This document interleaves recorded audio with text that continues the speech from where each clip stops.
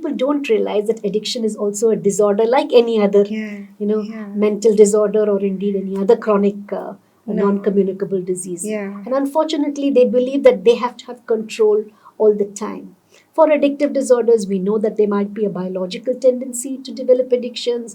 There may be early childhood events that might, that might get people to be, to go towards these. Of course, a lot of social networks and peer influence and all of that. People believe that people with addiction have to help themselves. But then you don't say that to people with diabetes. You don't say that to people with, let's say, with a tendency to have a stroke. You don't. So the same way, I think people need to understand why certain people are addiction prone. How do you help them? Because you can.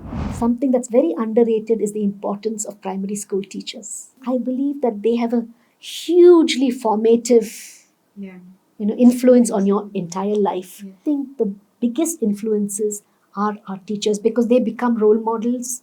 They become they are the first formal teaching gurus that you have.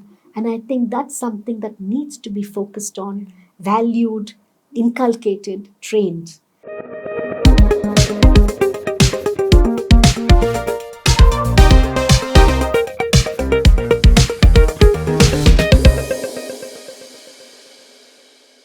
On the Expressions podcast, hear Dr. Murthy's story of why she chose the literally mind-boggling field of psychiatry, her journey from studying at the world-renowned NIMHANS and heading it 3 decades later, and her pioneering work in de-addiction and its management. Let's get to the chat.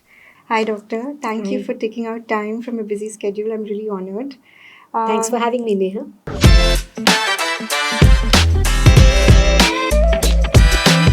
So I want to begin with, what about the human mind fascinates you the most? I think the ability of the human mind is the most fascinating. And it has the ability to possibly incorporate every experience, every sensory kind of perception, make different interpretations depending upon what each person's mind is like, and have a unique set of experiences, but at the same time learn from experiences, both unique experiences as well as experiences from others around. So I think it's a fascinating organ. It's surprising, how much similar it is to other organs of the body and yet how different, so I think it's fascinating right from how it develops in an infant right up to old age. So many different transitions that it undergoes, and it's really, really fascinating. So you entered this field at a time when it was so little known publicly, and not many people would choose this as a career. So did you have to face a lot of challenges, and did you have to do a lot of convincing back then with family to choose this path? Yeah. So the choice of medicine in some ways was very easy because I think when we were growing up, it was either medicine or engineering. And I think things have changed dramatically since then. But I must say that the interest in the human mind has become much more in the recent years. However, when I finished medical college, I was very clear I didn't want to do any of the surgical specialties. So it had to be one of the medical specialties. And as you asked earlier, I think there's some fascination with the human mind. And therefore, I thought that psychiatry was a possibility. But at around that time, there were hardly anybody I knew who had taken up psychiatry as a profession. People didn't know. I wouldn't say, that it was unpopular from the view of stigma at that time. But people didn't know what psychiatry was about. So I thought, I must look at it. And obviously, NIMHANS was the place that you could apply to at that time. In fact, still is possibly the oldest and the largest department of psychiatry. Absolutely. So it was more a serendipitous kind of entry. But I'm so glad I chose this profession, because for me it combines an ideal of medical practice and of course psychology and social connectedness, the whole area really of human experience. So it for me captures right from the biology to the sociology to the psychology of human experience in such a beautiful manner. And it's about helping people, and I think that's what I enjoyed the most. No, so did you get support from your family also back then? It's amazing how supportive my family has been in anything that I've done, whether it's professional choices, whether it's personal choices. So I think I came from a family where there had been no doctors earlier. So I was the first doctor in the family. So it was like, I had to tell them, Yeah. what I was going to do rather than them advising me. Okay. But I think, thank God, my parents were so supportive. Yeah. No questions asked. I was encouraged for everything, Wonderful. right from the profession of taking up the profession, when I had to go for night duties. And at that time, it was Yeah. quite a tough thing to do. Absolutely. But everywhere, every step of the way, I think I got tremendous support. Wonderful.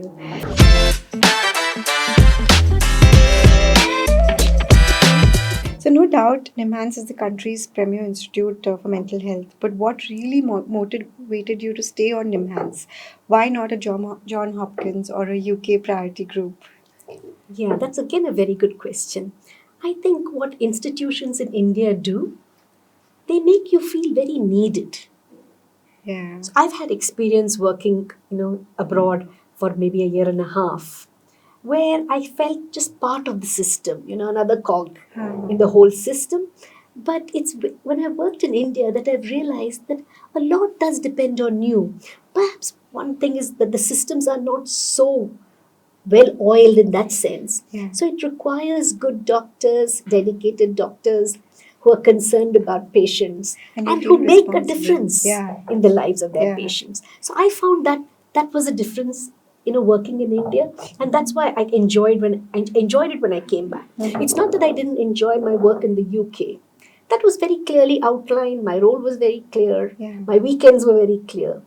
But then when I came back here, I work hard, but I think it's been extremely satisfying, and Fulfilling. it's a wonderful feedback from patients that you're doing Yeah. a good job.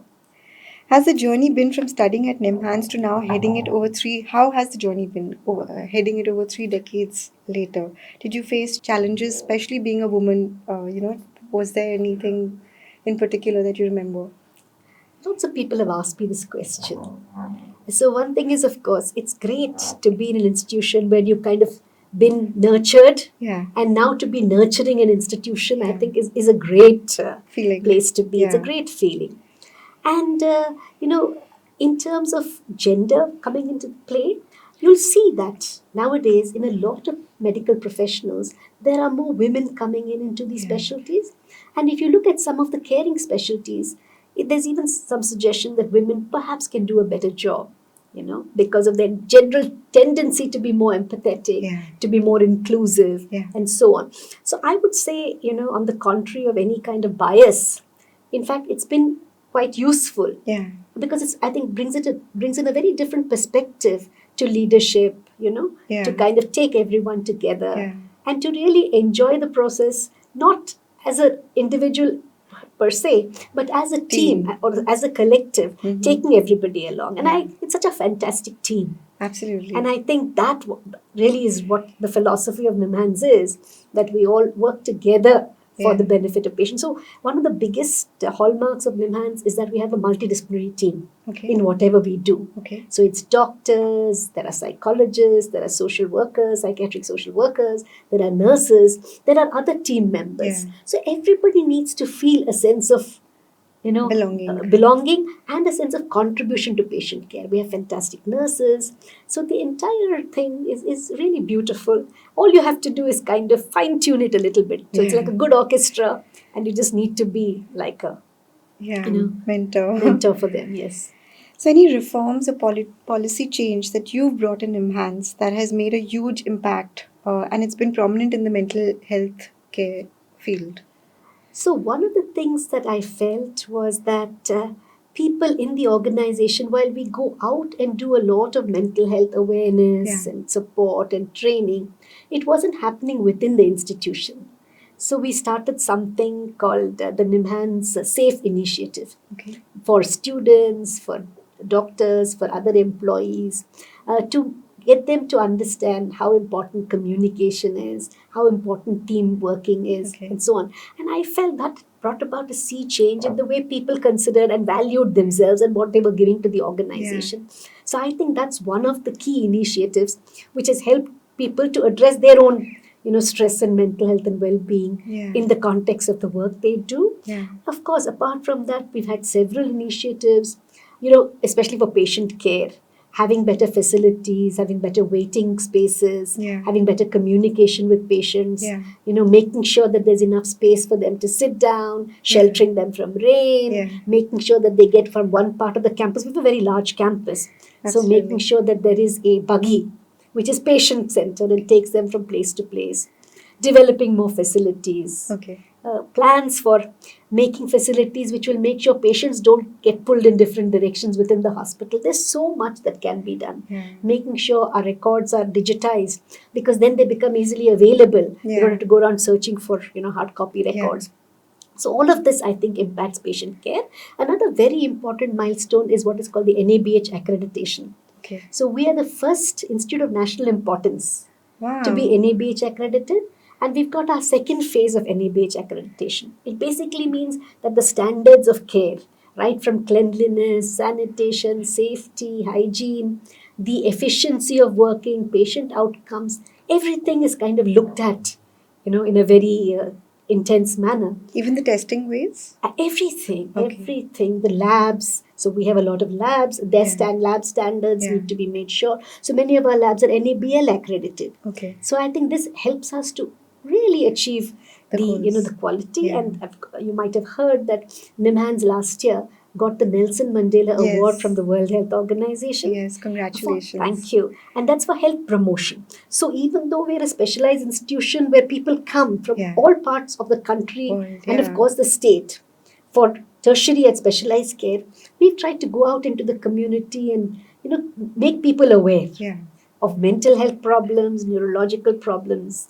So NIMHANS was very well known for what is called the district mental health program. Okay. This was something that was started in Bellary to make sure that, because we don't have many specialists in the country. We don't. So we needed to train the general healthcare doctors, the nurses in providing mental health care, and that became the model for the entire country. The National Mental Health Program and the District Mental Health Program is based on the Bellary model, which NIMHANS started. Oh. So we started from there, and now more than 700 districts in the country have a district mental health program.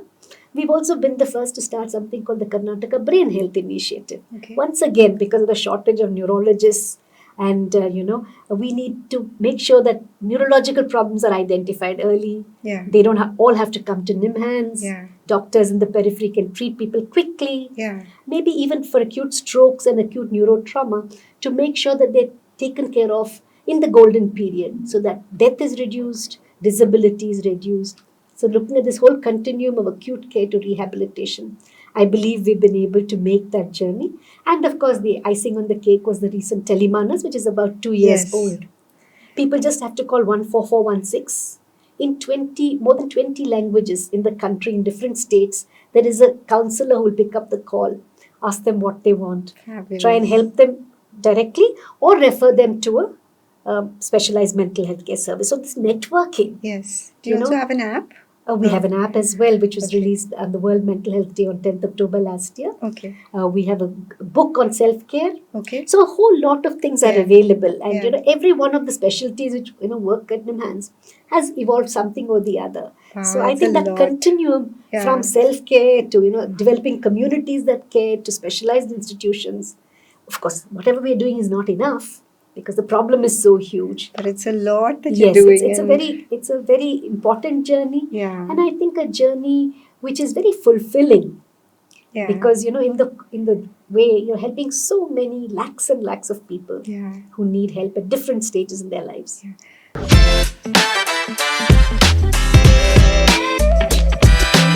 I also want to ask you, just now you mentioned something about identifying neurodiverse at the early stages. Mm-hmm. So how early can one, identify this? And another thing was you mentioned that golden hours. What is that exactly, if you can explain to us? So in terms of identifying problems early, we know that a lot of psychiatric and neurological problems can occur as part of a developmental continuum, which means that they might be, let's say, children with various kinds of hereditary or metabolic conditions, or maybe born with that. So it starts off with perinatal, before children are born, with perinatal care. How do you make sure these conditions are recognized early enough so that there is some preparation that might be needed. The second thing are disorders in young children. It starts off with maybe intellectual disability or, like I said, neuropsychiatric problems which are related to a whole host of underlying conditions. It may be epilepsy in childhood. It may be emotional difficulties in going to school, conduct problems, etc. Identifying them early, getting autism, as a condition, autism spectrum disorders, getting families to recognize it early, not so much from the point of fear, but from the point of being better prepared and being able to nurture neurodiversity and help kids with neurodiversity grow up into into happy adults. And I think that's a huge thing. There are of course a lot of immediate treatments which will help, especially for things like seizures, for other conditions where nutritional changes need to be made. There are some metabolic disorders where just looking at nutrition and sorting it out may actually help the child to thrive. So starting off with that. And then, at different phases in life, even with mental disorders, like let's say severe mental disorders like schizophrenia or bipolar mood disorder, if you identify it early and intervene early, a lot of the residual states can be prevented. A lot of problems, both in terms of the individual, in terms of societal problems, family problems, can be reduced if they are handled early and people are aware. In our country, we still have a lot of stigma and misconceptions around these disorders. So by the time a person comes into treatment, it's so much late, after so much suffering that they come. And that's why it's very important to. There was another question that you asked. Golden hours? Yeah. So basically, all of us know that, for example, when a stroke is evolving, there is a condition called thrombolysis, for example, because there's a clot in the brain. And if that clot cuts off brain supply to a particular part of the organ, you can have, it can cause death or it can cause stroke with disabilities. To avoid that, there's something called thrombolysis that can occur. Similarly, when you have an acute trauma or a subdural, if it's identified quickly and the interventions are carried out, you can save lives. So both of these, I think it's very important. Sometimes people travel hundreds of miles to get to a place which has these facilities. So you need investigation facilities, you need trained interventionists, you need a team which will look at it. And of course, you also need teams which will continue to see these patients. So many patients who have a stroke, they do not know about rehabilitation. That has to be done. Similarly, for a person with mental illness, it's not just enough to treat the symptoms of the disease. You need to make sure that they are also integrated back in society, their employment, their education, their family lives, their, there's a whole all of this, ecosystem that needs to be taken. The entire ecosystem needs to be taken care of. And there are different specialists who will do the different aspects of that. And NIMHANS excels has there. all of it, Perfect.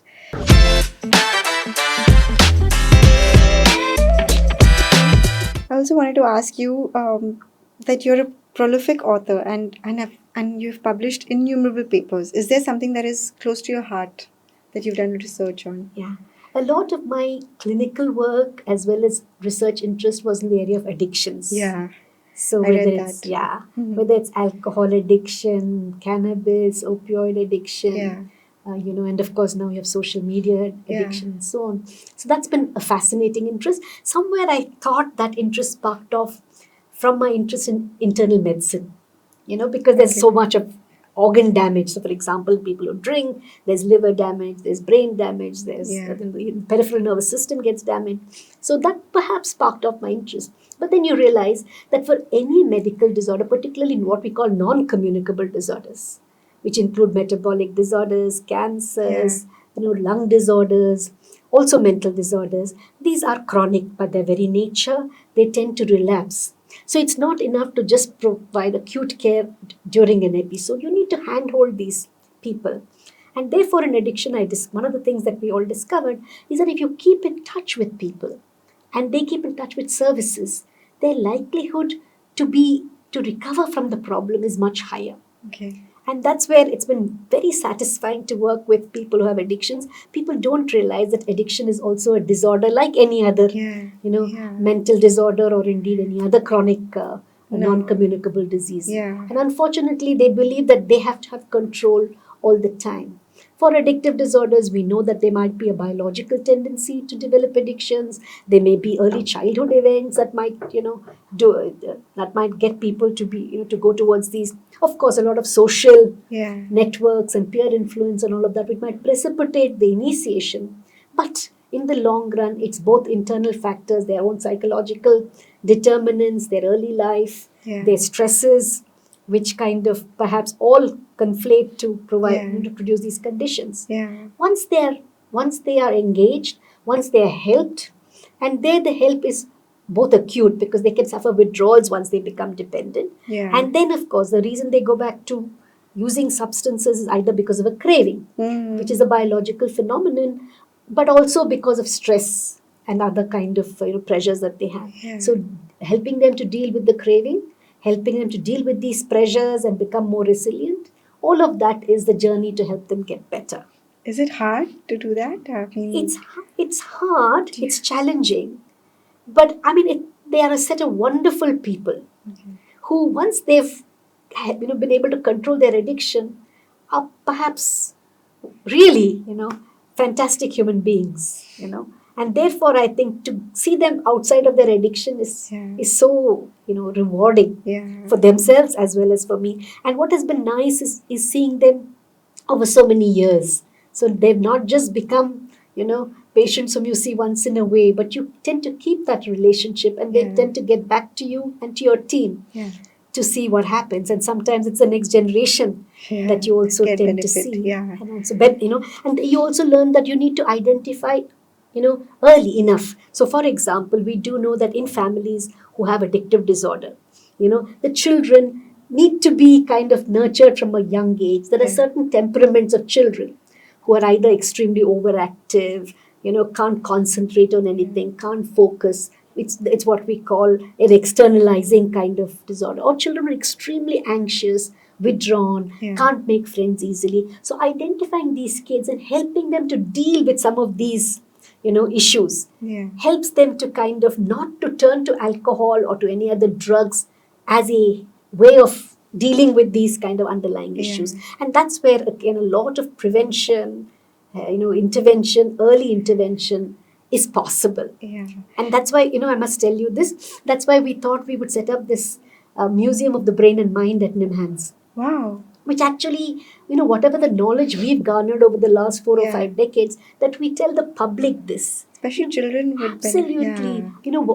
How do you look after your brain? How do you nurture your brain? How can you not only think well, feel good, control your emotions, control your anger, also know which parts of the brain get affected when I have a head trauma, or let's say when I drink. I think it's important for young people to know about how you can control a large part of it. In fact, there's some evidence to suggest that many of the risk factors for a variety of these conditions, including conditions like dementia, they are, what are called changeable risk factors. You can reduce these risk factors simply from your lifestyle, exercise, diet, avoiding, any kind of brain toxins. And if people knew that, it would be so remarkable.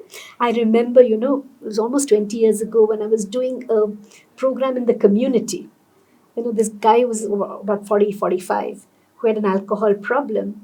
He said, look, if somebody had told me this when I was young, I wouldn't have reached this point. And that stood out in my mind as something that people need to know. Absolutely. Do you have online provision for, educating children or in case they want to? Well, there are all kinds of trainings and sensitization programs, but I think we need to do much more of this in a way where people take responsibility for themselves. It's not about scaring them, but really giving them the responsibility for their own well-being. When you are passionate about a sport, your addiction chances of getting addicted are less. So keeping them busy at what they're good at, what they're passionate about, what they're interested in, helping them to overcome any kind of little difficulties they may have is so very important. And look, I mean, it's not just about a parent who's concerned about their children. This has huge policy issues. So for example, if you have a school and you don't have a playground for kids to play, what happens then? How do you provide that kind of physical exercise and stimulation to kids. Absolutely. If you don't provide that, they're going to sit at their gadgets all day. So rather than simply say, don't do something, give them other opportunities where they can flourish. I agree. So that's very important. Yeah. We're going to come to children and addictions a little later. That's a huge criteria just now. Was there a reason why you were focusing on this addiction? Because is there anything that... So one of the things I realized is, as I told you, one is of course similarity because it produces so much systemic and organ damage. The second thing is that people, if they recover, they prevent so much disease from occurring later in life. Absolutely. There's research to suggest that, for example, people who smoke and have severe mental illness, they tend to die about 10 to 15 years earlier. Their life expectancy reduces. Yeah. So even with people who have addictions, the increased premature mortality is very high. Their chance of dying from accidents is very high. Their chance of dying from suicides and overdoses is very high. And unfortunately, while the prevalence of it has been increasing all around the country, this understanding of how do you protect yourself, how do you kind of overcome it, I think is still very, very low. Okay. People believe that people with addiction have to help themselves. But then you don't say that to people with diabetes. You don't say that to people with, let's say, with a tendency to have a stroke. You don't. So the same way, I think people need to understand why certain people are addiction prone. How do you help them? Because you can. Mm-hmm. And of course, if they do develop an addiction, without judging them, without stigmatizing them, with engaging the family members. Because, there's a saying that alcohol destroys the family long before it destroys the liver. Absolutely. So I think really getting them to families to understand that.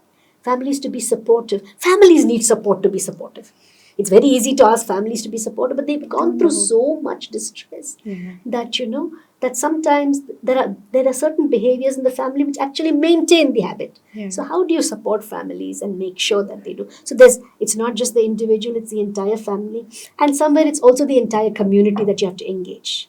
Absolutely. Because, if you look at the tobacco policy, for example, decades and decades of research to say that tobacco is harmful to health, and really looking at advertising, looking at public smoking, having deterrents in place, we've actually reduced the quantity of tobacco use, particularly smoking in public places has come down, and I think it's a reduction of almost 7%. As compared to some survey called the Global Adult Tobacco Survey. And of course, there are other surveys in the country. And between one GATS and the other, India has actually shown a reduction. It's still not enough, but it's in the right direction. Yeah. But I think we need to do a lot more of that public engagement. Take alcohol, for example, as a policy, On the one hand, alcohol is becoming more and more readily available. But on the other, we know that the costs from alcohol consumption, whether it's in terms of hospitalization, the social costs, etc., far outweigh the earnings on alcohol. Yeah. So therefore, really an understanding how this can be done is also very critical to and talk to us policy. a little more about addiction to marijuana. When you say that the smoking tobacco has reduced by 7%, because we do find now people are moving to cannabis and marijuana. So what are the consequences and how does it damage? So, very little was understood, I believe, about, there were initial studies which suggested that, some use of cannabis was not associated with significant problems. And then there was another body of literature which suggests that cannabis can affect a whole lot of things. There are some evidence on some of the medicinal uses of cannabis. But, what happened in many parts of the world is that cannabis got legalized. Yes. And now, what usually happens with such legalization is that it doesn't stay at a very low level of use. Unfortunately, people start to increase the potency. People tend to disguise it in different forms. It starts becoming available to children through gummy bears and stuff like that. And a whole range of, consequences can occur. We do know that smoking, pot has its the adverse effects on the lungs, for example. We know that it affects cognition, for example. We know that use of toxic doses of cannabis can produce a psychotic state, for example. We know that chronic use of cannabis can produce something called an amotivational state, for example. So I think that's the problem with these intoxicants. That, you don't know the level at which it is safe. And therefore, the same benefits that you can get, if you can get through other safer ways, that's a better way of looking at it than, risking both lives and your brains. Yeah, because most young people go towards cannabis because they say that it relaxes you and it helps you manage stress. Yeah. So, which is that's true. And these are we call these drug expectancies. Yeah. So the expectancy is whether it's alcohol, cannabis, etc., that it's going to relax you. But you know that in the long run, these are habituating, and you develop tolerance to those effects. So what was enough, to get you relaxed, with one drag or with one small drink, stops, being useful. And then you have to increase the dose. That's a biochemical response. It's called tolerance. And therefore, people find that they have to increase the substance use. And then what happens is, because of the craving or because of the tolerance, they increase it. And then what happens is, when they stop using it, they get withdrawal symptoms. Whether it's with alcohol, tobacco use, cannabis, opioids. And then to avoid the withdrawal symptoms, they have to take it again. And that sets in a vicious cycle. Absolutely. And it's very difficult to get out of that vicious cycle. That's why it's very important to make their choices early in life and really do what is called critical thinking about, should I, shouldn't I? And what are the top reasons when you say that there are people you identify they're addiction prone? So what could be the top reasons for them being in this way? So one important thing that has been known from research is that there is a genetic risk to addiction, just like there is to hypertension, to cardiovascular disease, to other kind of health conditions. There is an addictive component. So it tends to run in families. Okay. But equally, as I mentioned, so early childhood experiences, adverse early childhood experiences, it might be poverty, it might be exposure to violence, it might be any of those things. It might be early cognitive difficulties, maybe mild intellectual difficulty, and therefore not being able to make the right kind of decisions. Brain trauma. We did a very interesting study of death row prisoners.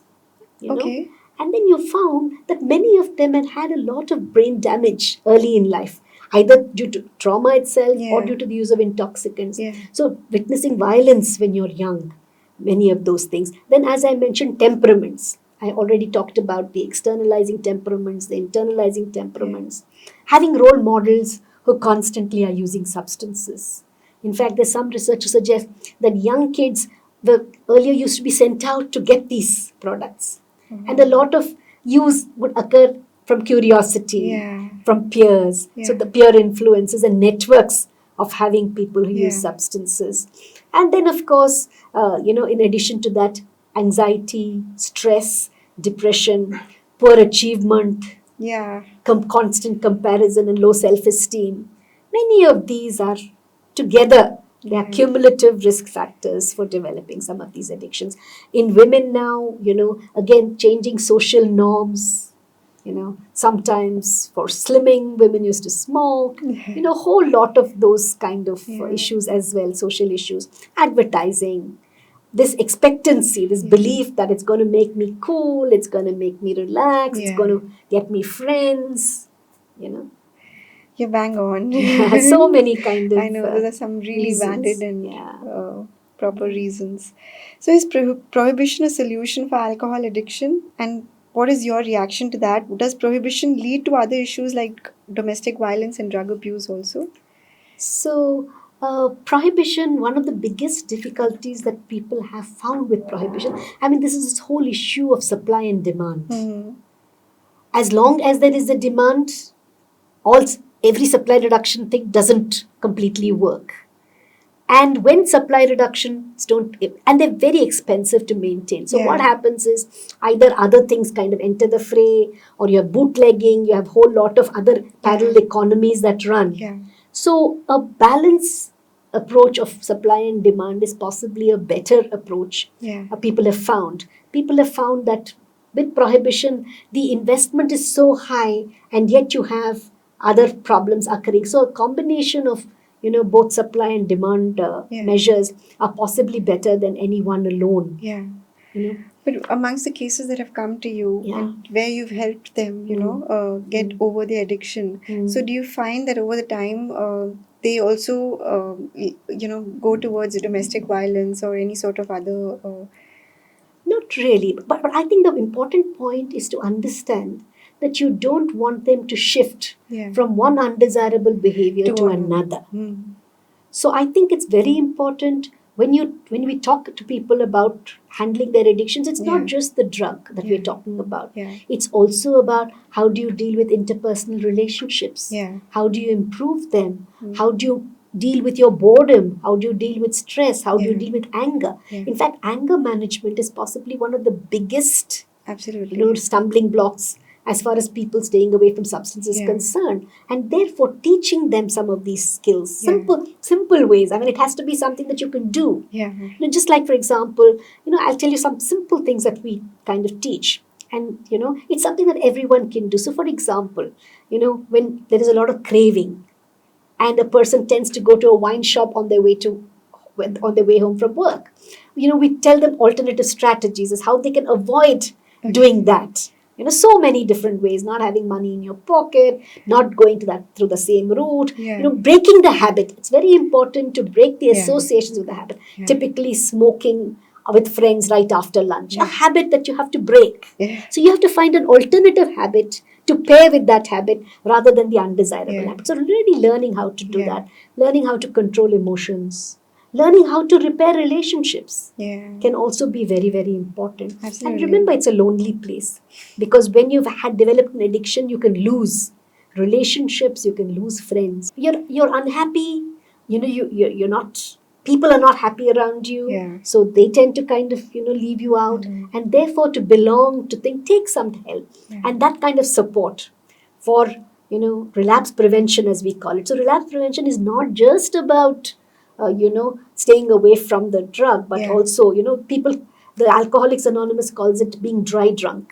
You're not drinking, but all the behaviors that you were associating with that, you continue to do. So you need to break those behaviors and try and work it. And when you said that, you frequently keep in touch with these people, so how frequently should they come and visit you after their program is done with you? Yeah, so, especially people whom not everybody needs to be an inpatient. Many of them we manage as an outpatient. We educate them, we engage their families, we give them treatment for the withdrawal symptoms. We ask them to come initially on a weekly basis, and then maybe make it fortnightly and then monthly. We use a combination of medications as well as individual counseling, family counseling, etc. Now, with the technology, it's become much easier to keep in touch with people. So telephonic contact is something that we encourage people to do. If there's an emergency, how to get back in touch. Rather than think. So, for example, with opioid use, one of our biggest worries is overdose, because people have died from overdoses. So, how do you handle an overdose? What can you immediately do? Where can emergency treatment be obtained? I have a young man who possibly was saved about 4 or 5 times from death. But what do you do immediately? So there are antidotes that are available that people need to be educated about. There are emergency settings. So it's also important to train the emergency doctors to identify overdoses and to treat them. So all of that. And then, of course, as we discussed earlier, keeping in touch on a regular basis, initially fortnightly, then monthly. I usually encourage my patients to keep in touch at least for 2 years. Because that's the time it takes to kind of transform yourself. And of course, there are, as I said, there are people who kept in touch after 5 years, 10 years, because I think it helps them. Whatever helps them. So it's not just medications, it's not just counseling. Sometimes spirituality helps them. Sometimes getting into a proper exercise kind of routine helps them. Getting engaged in social activities helps others. So it's really, what we say, different strokes for different folks, depending upon what your own innate, your innate predispositions, your innate comfort, what's available to you practically. So really combining all of that and evolving a personalized plan. Basically shifting to a more positive activity.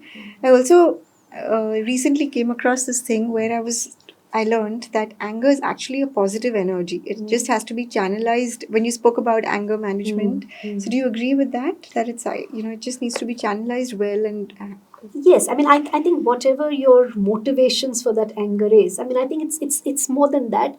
I mean, it's possibly one of the things that anger does not do is really produce desirable consequences, except when it's a very Absolutely. controlled anger for Yeah. certain reasons.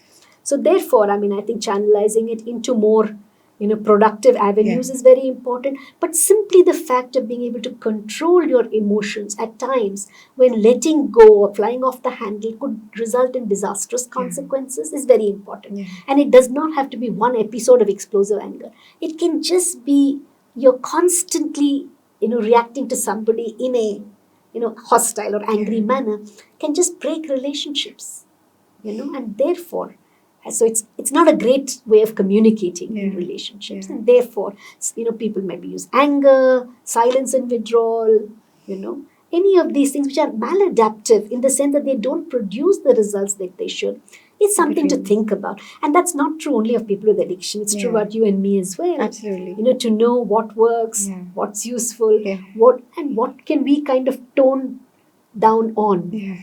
One of the things I believe is that everybody has a different level of homeostasis. We're all wired differently. You talked about neurodiversity in a very extreme context, but you and I are neurodiverse, isn't it? So I think understanding ourselves a little bit and what makes us tick, what really sets us off, and makes us lose control. Understanding a little bit of that is helpful in the long run.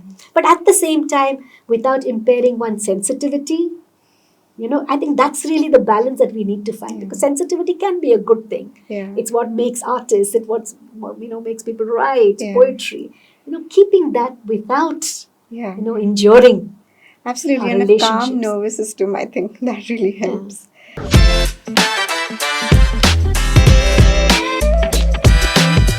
Addiction to alcohol, pornography, mobile phone. How does one know when it becomes a disorder? Yeah, and that's really the challenge. Yeah. That with some things, that there is, we do know that even moderate alcohol consumption, for example, can be potentially injurious. So that's why if you notice that the Surgeon General of America has actually issued a thing saying that you should put these warning labels on alcohol that any use is dangerous.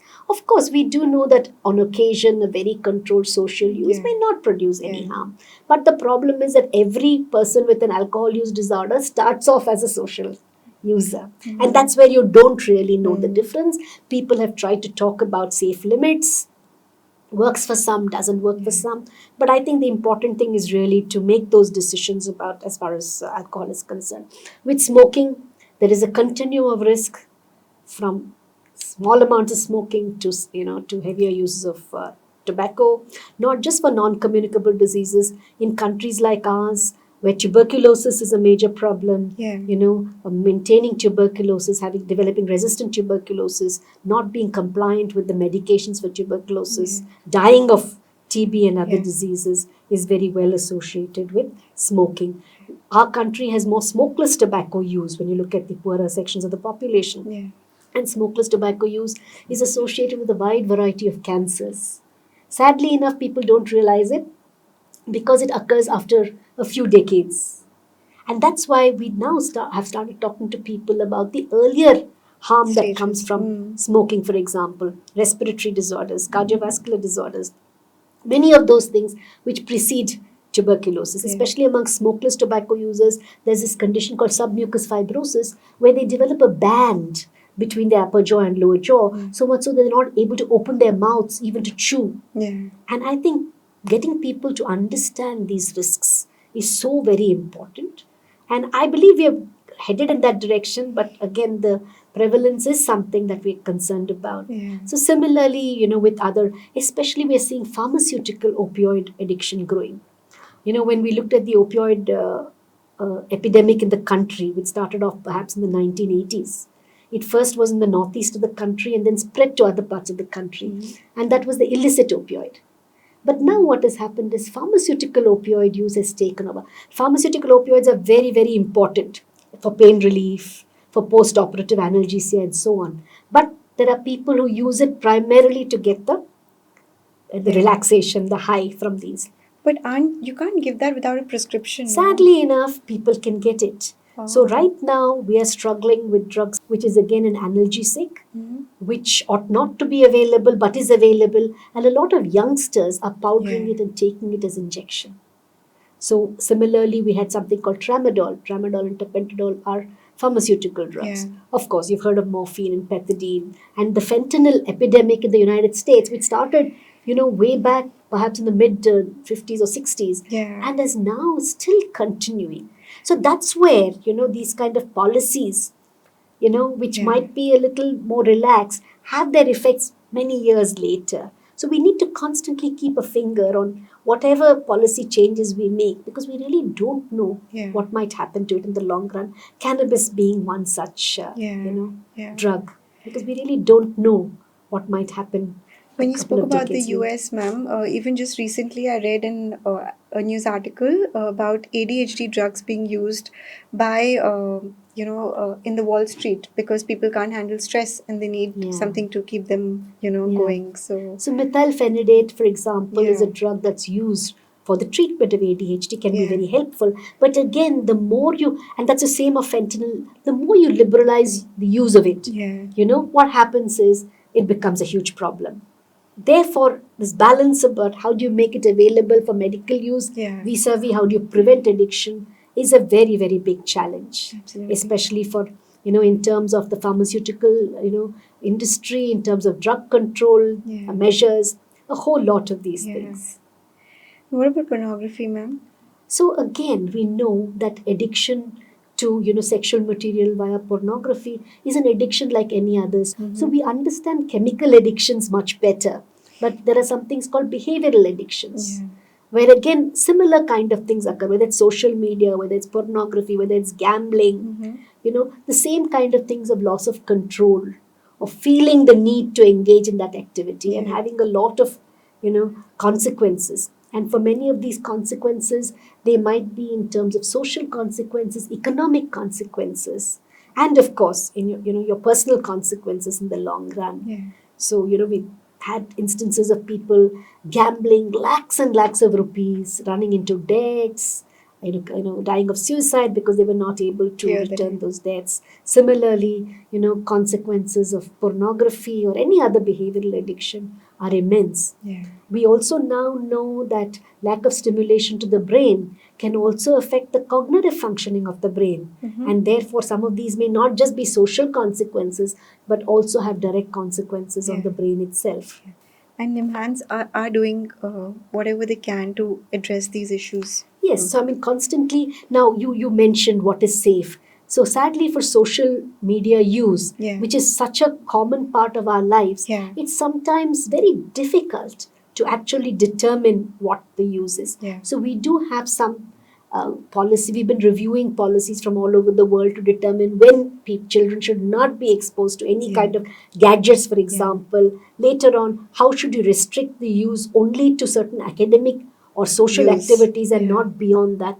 Trying to do that, it's much more challenging to do. But the same kind of issues that occur with some of the social use of substances that you mentioned also occur with the social media as well as technology use.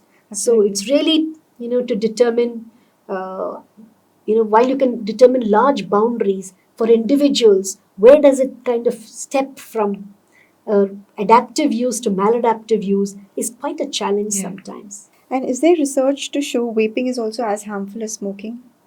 So with smoking, we knew that, for example, there's the first-hand smoking where somebody's actually inhaling the smoke. There's second-hand smoking, which goes to other people. People also describe third-hand smoking. That means when a person smokes and leaves a room, there's particulate matter on all the furniture and stuff like that, which can also be toxic.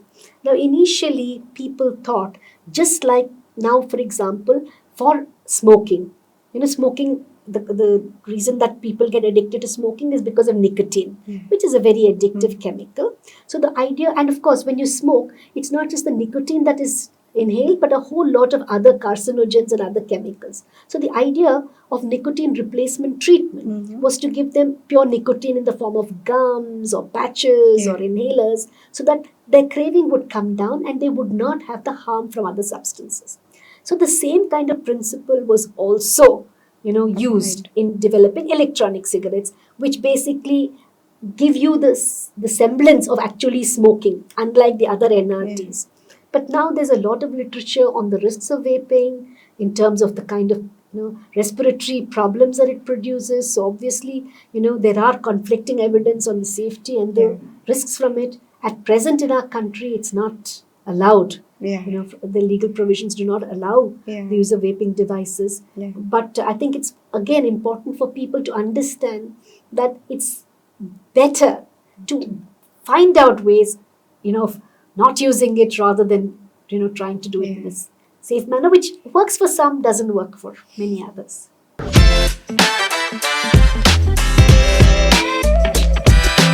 So, what are the broad parameters to know one suffers from mental disorder? Many individuals may not realize their change in thinking or behavior that eventually leads to affecting their family, friendship, work, and physical well-being. So, what are the broad parameters? It's so difficult to really, comprehensively state that these are the parameters which you know.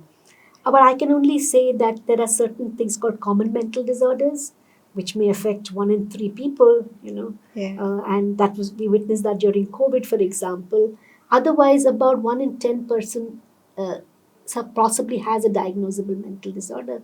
So when you look at depression, not every sad moment can be called a depression, but if those sad moments persist and go on for at least a couple of weeks, where you don't enjoy anything that you used to do earlier, you get up feeling rotten, you don't feel like facing the day, you're not able to sleep, having crying spells, having negative thoughts and feeling that life is not worth it, this and not being able to eat, losing weight, this cluster of symptoms defines a depressive disorder.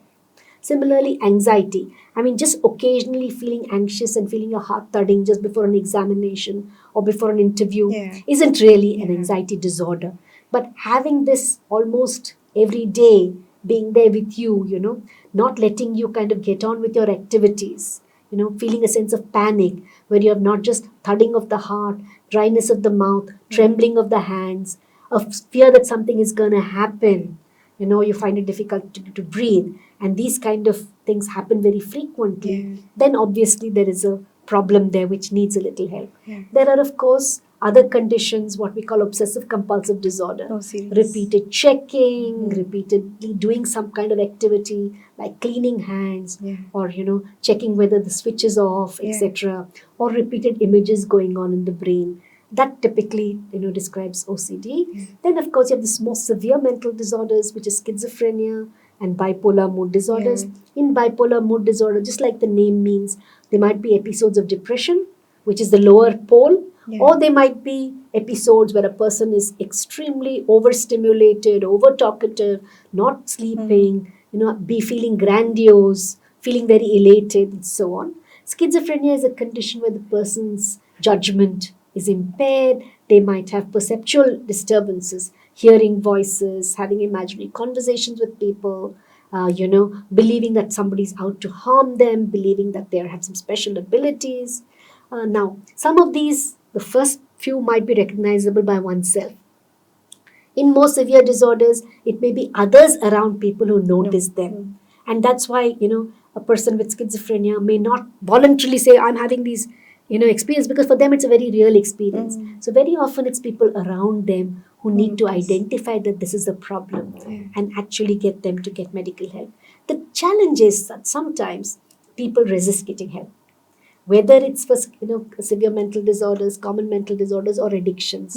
And that's partly associated with stigma, partly associated with the fear of being called names, or also partly associated with the kind of treatments that they might receive. Because there's again a lot of misconception about how people are so badly treated, and so it's a combination of these things. So again, awareness about treatments, where can one get treatment, what kind of treatments can one take, is very, very important. And now we know in all over the world, there are so many people who talk about their mental illness openly and say that they were helped and have been able to be successful, after recovery. And I think that's the positive message about mental illnesses that need to be given to people. Yes, absolutely. That recovery is possible, reintegration is possible, that you can be a happy adult even if you've had a mental disorder.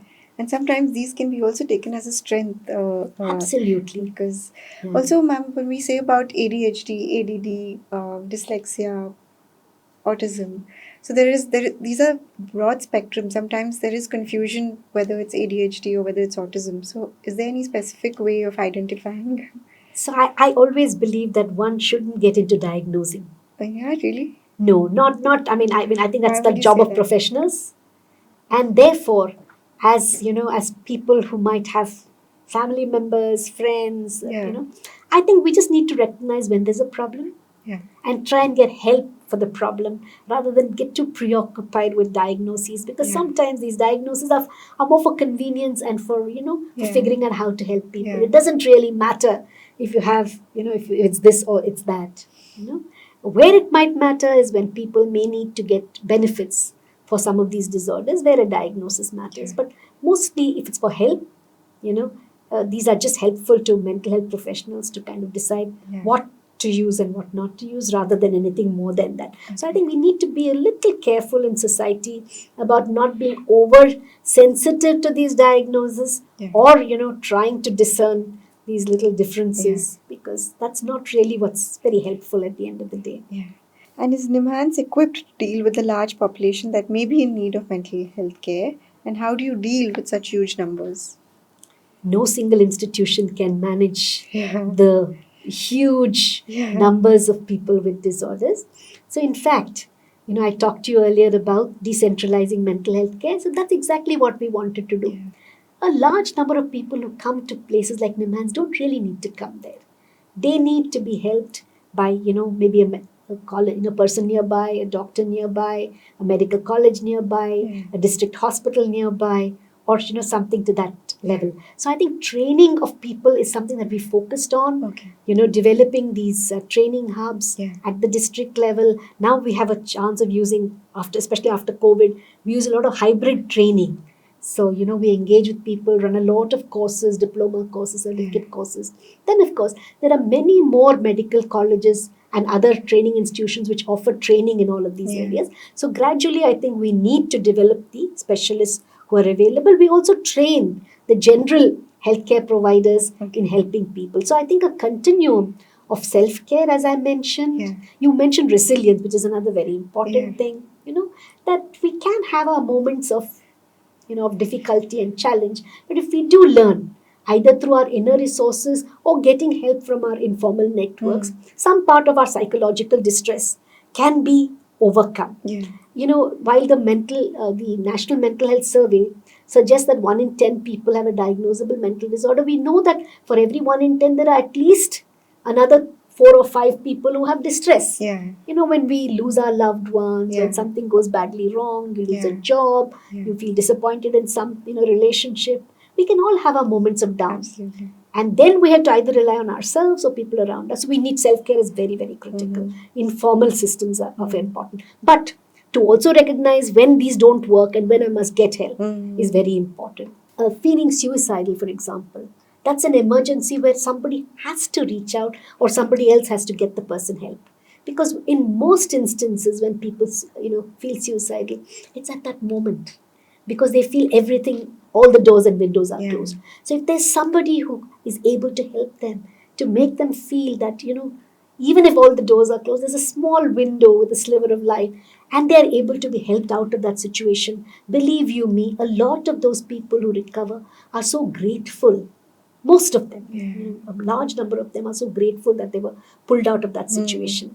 And that's why it's so important to develop these networks and then to have systems like the telemanas where people can call and get confidential help, but also these networks of care, whether it's for psychological support, whether it's for psychiatric treatment. I think developing all of those networks is very important. Yes.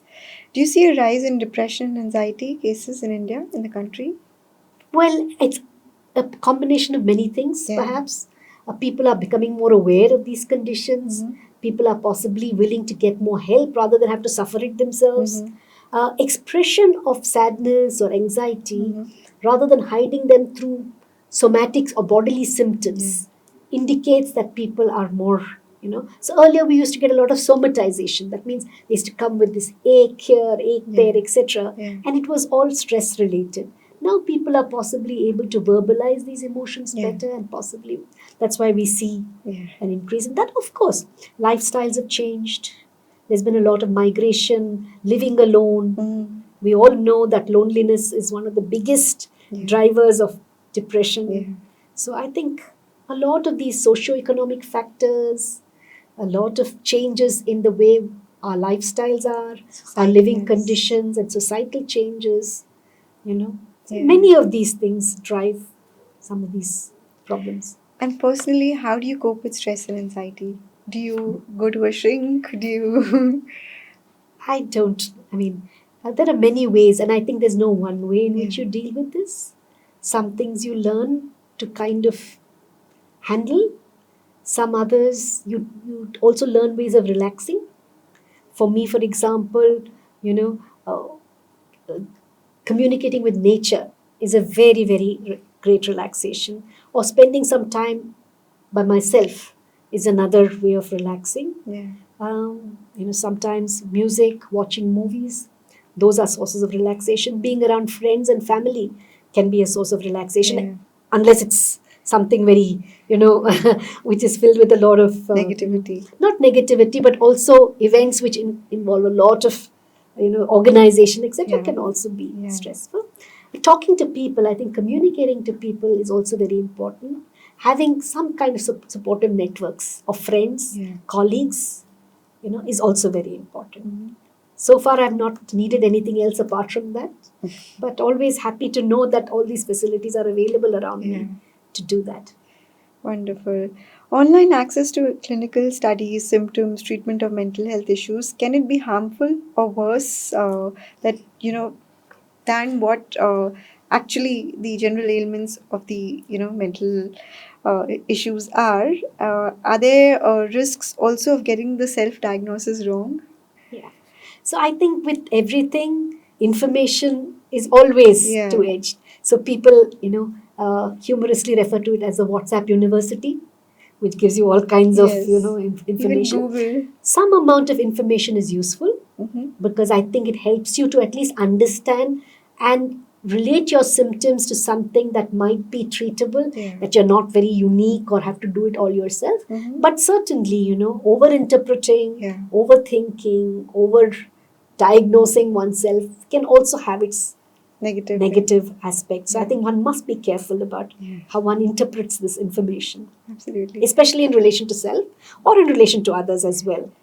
Because again, I mean, the risk of doing that is also the risk of labeling, the risk of, ridiculing, which sometimes does happen. So when we compare society today and 50 years ago, is this better or worse for people's mental health? Cannot be answered as a yes or no. Yeah? Some things are certainly better. People's awareness is better. People know how to get help. People know, that they're not entirely responsible for the situation, that there are things that have gone wrong, maybe in terms of their neurochemicals, in terms of the kind of stress that they're undergoing, all of which is very useful. But it also perhaps is an indication of how fast-paced our lives have become, how much less in control we are over many things, how our support systems have changed over time, all of these. So I think there are both good things as well as challenges, but I think finally it's also about how kind we are as a society to one another. I think that's very, very critical, because any of these challenges can be overcome if we have a sense of better understanding, empathy, compassion, more latitude that we give each other, at an individual level, at organizational levels. I think that's very important.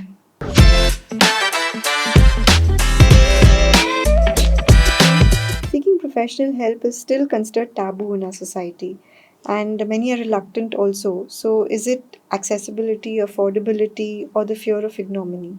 It's a combination of all of these. As I said, one is simply an acknowledgement that just like I can develop a physical condition, I can develop a mental health condition. Just that acknowledgement that, we cannot separate ourselves from our brain and mind. I think is very, very important. Now, that stigma is not just only around mental illness, it's also around neurological conditions like epilepsy, etc., because of the other kind of social factors that are associated with it. The third thing is a proper awareness.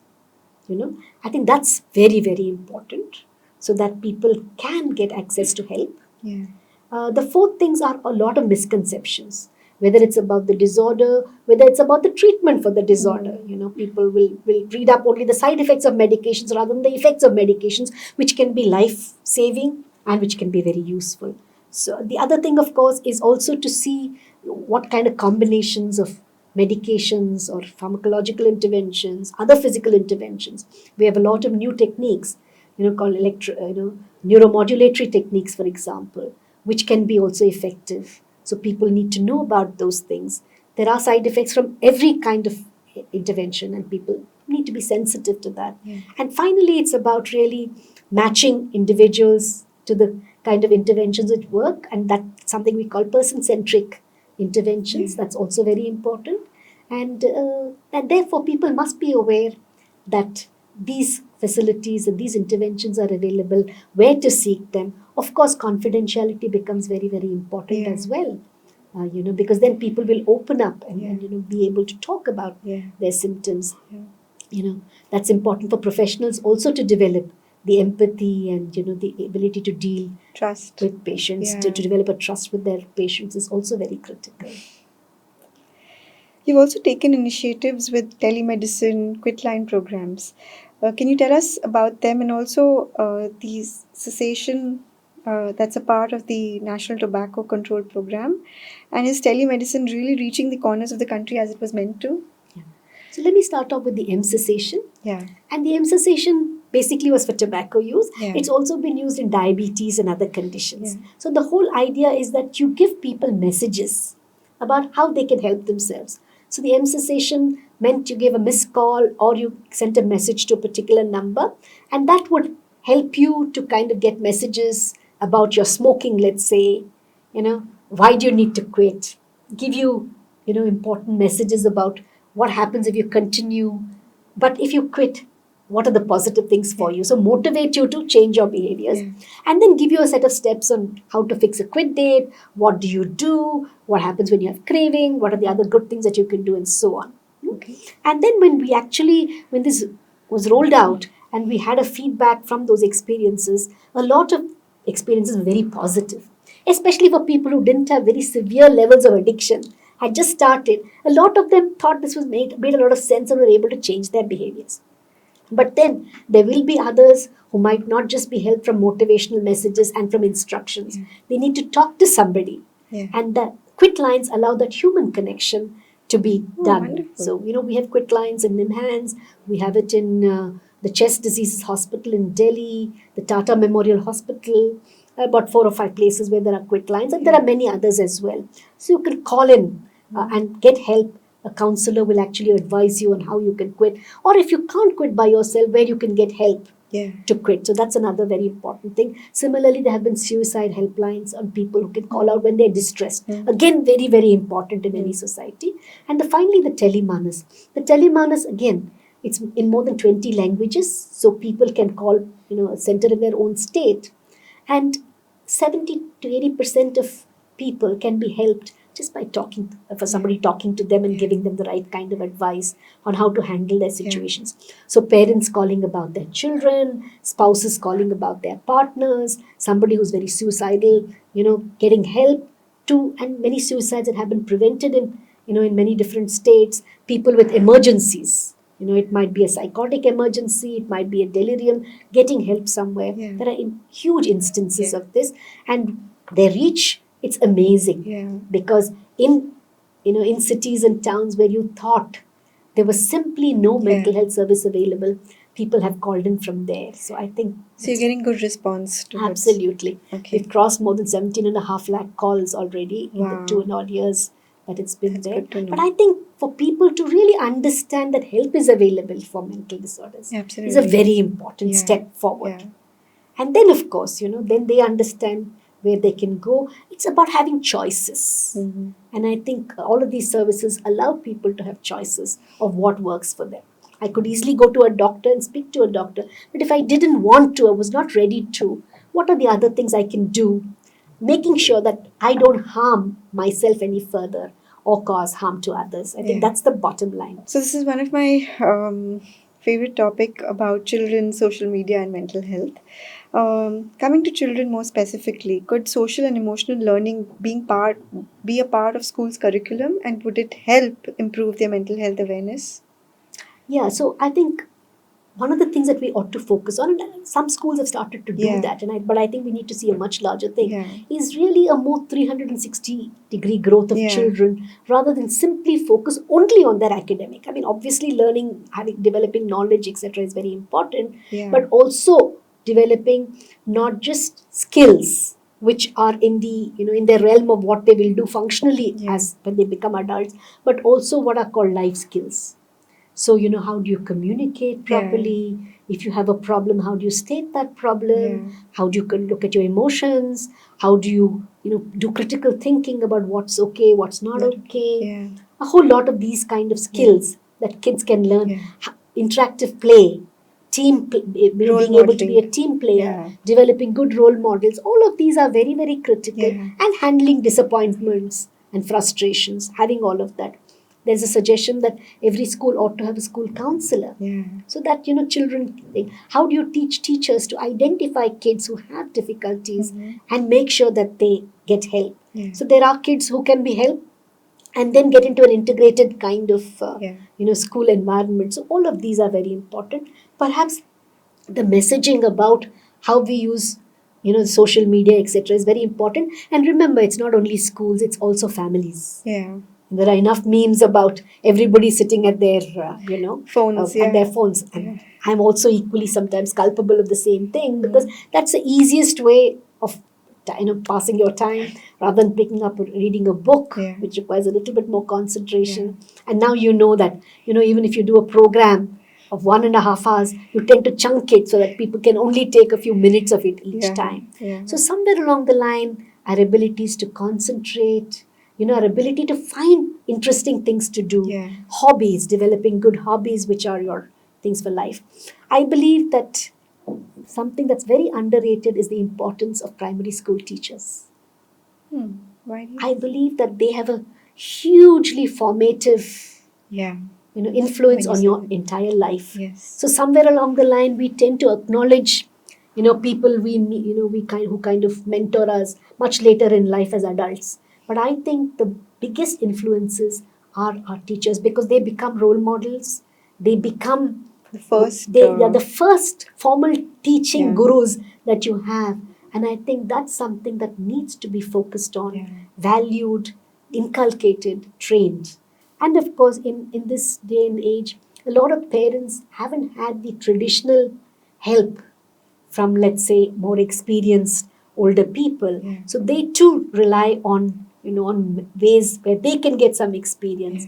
So friends, other ways of, them getting training also becomes important. Because I now notice that a lot of young parents are very uncertain themselves about whether what they're doing is right or wrong. And sometimes that kind of guidance is also very critical for young parents. That's a beautiful thing, and very important aspect.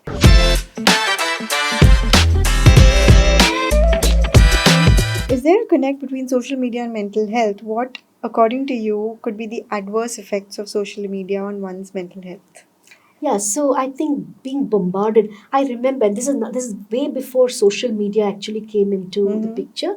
I remember this lady telling me she was just coming out of a depression, and every time she only read the headlines of of deaths, of devastation, etc., it kind of upset her so much. So if you, for example, watch television, a lot of the headlines are really shocking or extremely. So constantly living in that kind of space, it can be very, very disturbing to oneself.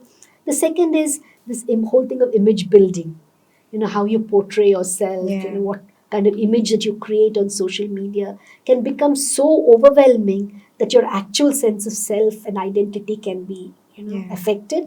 The third thing is that a lot of information and expectancies about self and others are also developed from there. So what does it mean to be a success? What does it mean to, to portray yourself as somebody who's an achiever? All of it gets regulated by a very artificial kind of thing, to the exclusion of what you are in your real world. And of course, again, it's known that excessive use, right from sleep disturbances to ergonomic problems in terms of the back, etc., to, of course, anxiety, depression, and finally to cognitive stimulation, all of these can get affected by excessive social media use. I agree. Young people who don't understand what they are feeling, how can you be more aware of your emotions? I think one of the best ways, of being aware of one's emotion at a young age is to learn the art of expressing oneself. And that can be in a variety of ways. It doesn't always have to be in terms of the speech production. It can be in several ways, like writing or, many other things, short communications, etc. But I think what young people need to develop is really the ability to reach out, to know that there's somebody who will be available to them in a non-judgmental, in a compassionate, in a trusting manner, because trust is a very, very important thing. So to have somebody, either a mature peer or a adult, who can help them to develop these kind of bonds is, I think, very, very important. To overcome your unsurety, or your doubts, your to somebody to kind of help you along at difficult times, very important. But of course, we do know that over time, people do develop, as the brain matures, people do develop that innate capacity. And therefore, adolescence is a very, very important time where you nurture some of their qualities, their, what they're good at, to help them to overcome what's not so great, make the definitions of what is personal success. And personal success need not be, coming first somewhere, etc. It is really about growing up to be a spontaneous, satisfied, happy adult. And I think teaching kids how to do that is very important. On the other hand, do you feel, are we talking about mental health too much? I mean, young people. Do they? Yeah. So I think too much focus on anything and amplifying it beyond a point can be troublesome. So I think the important thing is really to have a good, healthy balance. Know the right things. And I think intuitively a lot of us know the right things, which is really exercise, diet, sleep, relationships, a repertoire of interests. I think those are the important things rather than, thing. But also to identify when somebody is an outlier in the sense of having difficulties and helping that person along the path without worrying too much about what the problem is, but understanding that there is a issue which needs to be handled. I think that's a much better, more adaptive way of dealing with things. What do you think of an outright ban on social media for adolescents, especially how Australia did it? It remains to be seen what the impact will be. But certain restrictions are very important, and I think, taking a call around these is challenging, nevertheless may be very important. NIMHANS is a pioneer in child psychiatry and has a dedicated de-addiction unit for this. We have a separate center for children and adolescents. De-addiction is done as part of that. Okay. What is your qualified advice to parents and teachers approaching this? So as I mentioned earlier, whether it's for addiction problems on the one hand, or problems with young children, or as parents or teachers, I think for teachers can be, as I said, very, very formative in how they nurture people's sense of self and so on. So how they can do that is very, very important. But at the same time, if they do identify children with various kinds of problems or with a background of social situations where there might be a problem, or recognizing learning difficulties, etc., what they can possibly do is identification, but they need to know what to do with that identification. So they need to have some kind of a continuum of care where they can reach out, whether it's to parents, whether it's to other school counselors, or to a more formal system. I think that's very important. Also, I think, the in some ways being able to have some kind of a, what's the word for it, being able to develop some kind of a boundary for what kids can do Yeah. and not do, Yeah. and a better engagement with parents around the same Yeah. thing becomes very important. I think that's where parents and teachers meeting on a regular basis is so critical. Yeah. It's not just to say how good your child is in studies. It's really about understanding a little bit about where the child is going. Yeah. That's very important. Similarly with parents, I think getting parents to understand, getting parents not to feel guilty about something that they're doing, but also helping them, to perhaps do things which are more adaptive and are helpful to the child, Yeah. is a very, very important part of it. Yeah. But the most important thing is providing support to the parents. Okay? Yeah. And they also have a lot of misinformation that needs to be clarified, and steering them in the right direction is the most Yeah. important thing. But you're not looking at expanding in different cities in India? I always tell people, building an institution is easy, but building the ethos of the institution is not easy. And therefore, to build something on the lines of NIMHANS in any other place is very challenging. But I think certainly, maybe we shouldn't. I mean, I think the debate is really whether we should have large, highly specialized institutions, or make sure that this kind of expertise and care is available to people in smaller units, which are easier to access. I think that's a challenge and a question to be debated.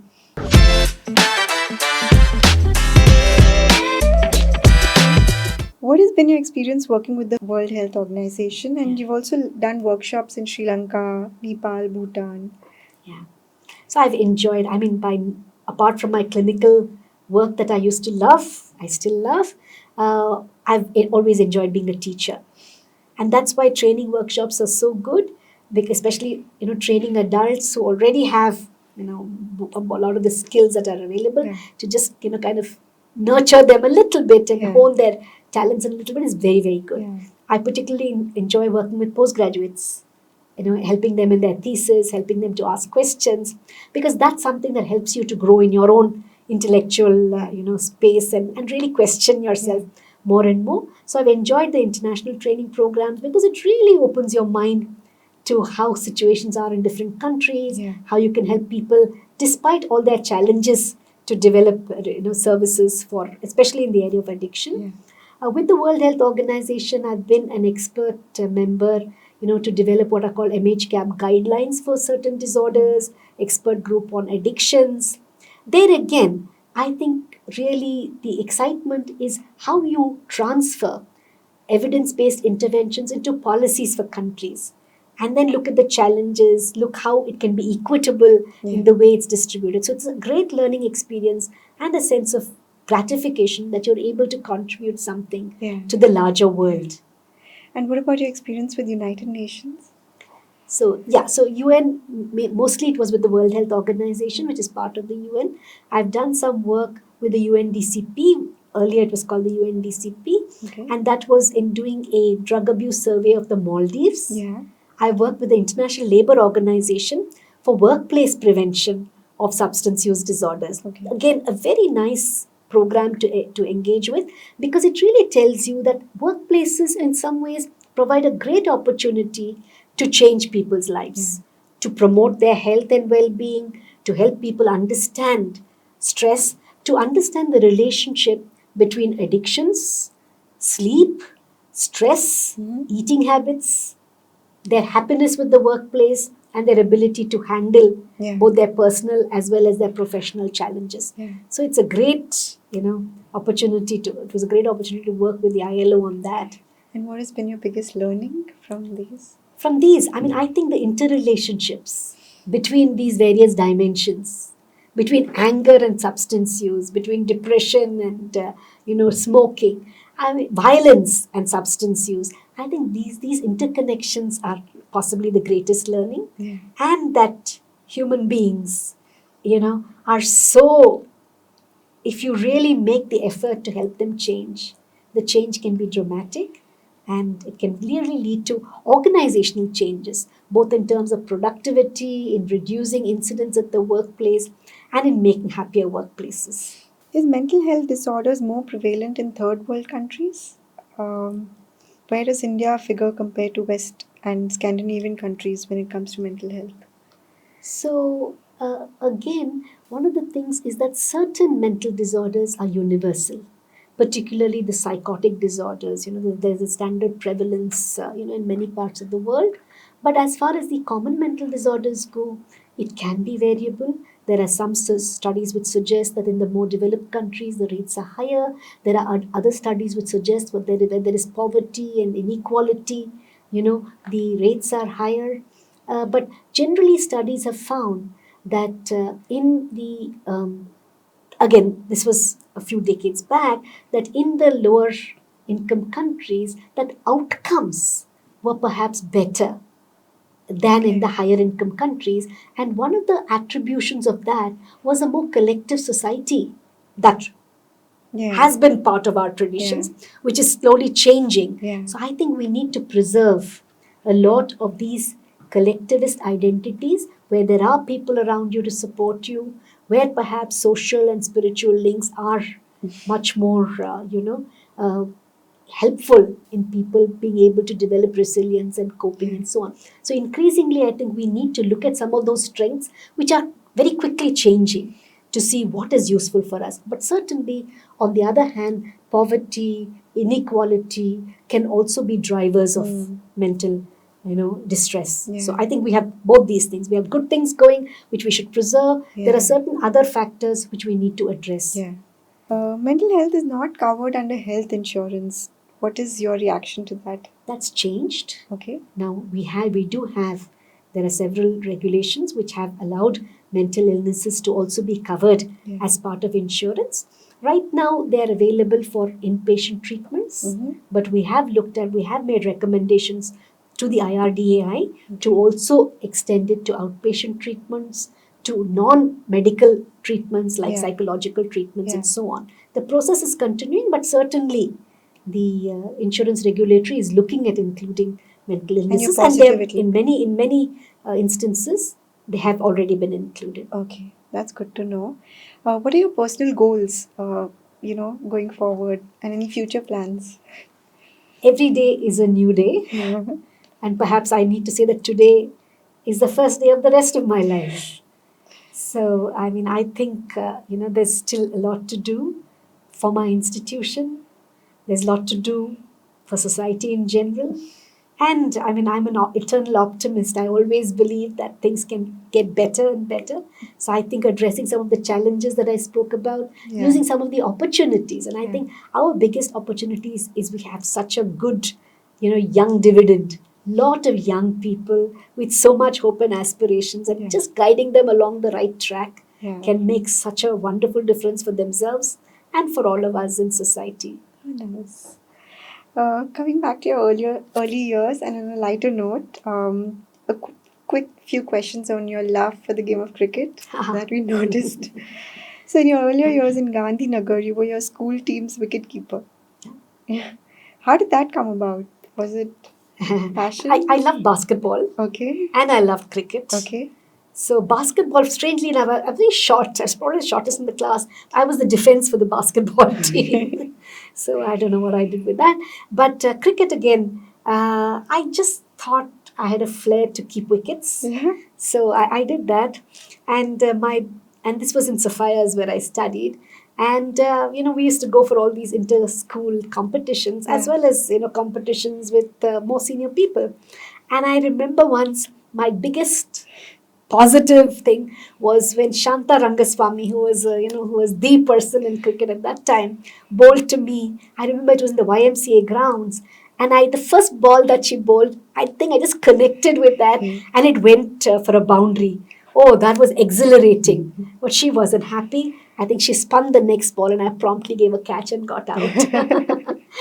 But I think cricket was very exciting, and I think it was not just the love of cricket so much as this whole group activity where we all went out and team played, and really rejoiced in in the boundaries we hit, and all of us grieved together when we lost a match. I think it was great fun, and at that time we used to compare ourselves with the cricketers of those times. Who was Venkat Raghavan, and who was Chandrasekhar, and who was Vishwanath, and who was Sunil Gavaskar. So it was very exciting times, and I think And remember, that was the time when girls hardly played cricket, unlike I now was where the just, tournaments, yes. and we're doing so well at the Absolutely. international level. The Yeah. women's team is doing so well. Yeah. So at that time, it was, it was more a sense of having achieved something that And you enjoyed girls the hadn't game. been. Yeah, it was great fun. You still watch it? I watch cricket, but then there are so many formats of cricket Yeah. now. Which is The not- family watches it much more than I. So when there is a squeal, when there is a shout and thunderous applause is when I, engage with the TV to see what's happening. But And what was your experience like watching Gary Sobers play? oh yeah, I grew up in Gandhinagar, as you Yeah. mentioned, and our house overlooked the Central College cricket field. So it was not just us. And to get onto the terrace, there were no stairs. Mhm. So we had to use a ladder to get up onto the first roof and then clamber onto the terrace. Yeah. It was great fun. We used to take things for people to eat. So we're budgies and coffee and watching the cricket matches. So it was great fun. And Yeah. sometimes we had a binocular so we could find out whether it was Gary Sobers indeed or somebody else. So it was great fun. Again, a great amount of bonding occurred while Yeah. watching these Yeah. matches. Yeah. So I've never been to one in Gandhinagar, but I've faithfully watched all the test matches from the terrace of my house. Wonderful. Thank you so much for coming here. It was such an enlightening experience and chatting with you. Thank you so much for this. Thank you so much for having me. It was a pleasure.